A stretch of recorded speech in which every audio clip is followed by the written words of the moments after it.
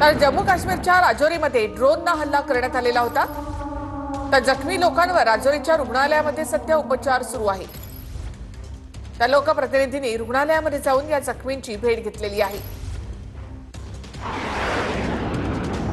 जम्मू काश्मीरमधल्या राजौरीमधल्या एका रुग्णालयामध्ये मी उभा आहे आणि पाकिस्तानच्या हद्दीतून जम्मू काश्मीरला लगत बॉर्डरला जवळची जी काही गावं आहेत, शहर आहेत, त्या भागामध्ये मोठ्या प्रमाणामध्ये शेलिंग म्हणजेच तोफगोळे टाकले जात आहेत। त्याचबरोबर ड्रोनच्या माध्यमातून हल्ले केले जात आहेत आणि रात्री काही प्रमाणामध्ये इथे मोठ्या प्रमाणात राजौरी भागातल्या शेलिंग म्हणजे तोफगोळे पडलेले होते। त्याचबरोबर पूंछमध्ये जे राजौरीच्या अगदी बाजूचा जिल्हा आहे तिथे सुद्धा मोठ्या प्रमाणामध्ये वस्तीवरती शेलिंग आणि तोफगोळ्यांचा मारा करण्यात आलेला आहे। पाकिस्तान माजुरडेपणा करत मुद्दामहून या सगळ्या गोष्टी करतंय, कारण युद्धाची अधिकृत घोषणा पाकिस्तानने केलेली नव्हती किंवा भारताकडून सुद्धा तशा पद्धतीची घोषणा करण्यात आलेली नव्हती। मात्र युद्धाची घोषणा झालेली नसताना सुद्धा पाकिस्तानकडून सलग तिसऱ्यांदा ते चौथ्यांदा अशा पद्धतीचे हल्ले बॉर्डर नजीकची जी काही गावं आहेत, शहर आहेत, तिथे करण्याचा प्रयत्न होतो। आणि आता आपण पाहतोय या भागामध्ये म्हणजे राजौरीमध्ये ज्या आसपासच्या गावामध्ये शेलिंग पडलेलं होतं किंवा तोफगोळ्यांचा मारा झालेला होता, तिथे काही लोक जखमी झालेली होती, त्यांना सुरक्षित ठिकाणी हलवण्यात आलेलं आहे, त्यांच्यावरती उपचार सुरू आहेत। पूंछमध्ये सर्वाधिक नुकसान झालेलं आहे, तिथल्या जवळपास 13 ते 14 जणांचा मृत्यू झालेला आहे। रात्री सुद्धा जे शेलिंगचा मारा झाला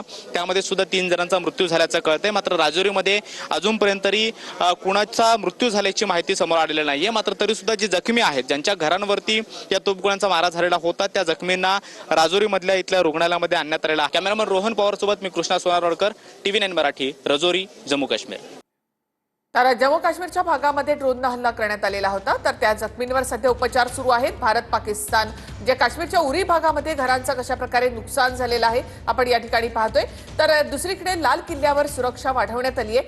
ऐतिहासिक जे वास्तू आहेत त्यांची सुरक्षा या ठिकाणी वाढवण्यात आली आहे।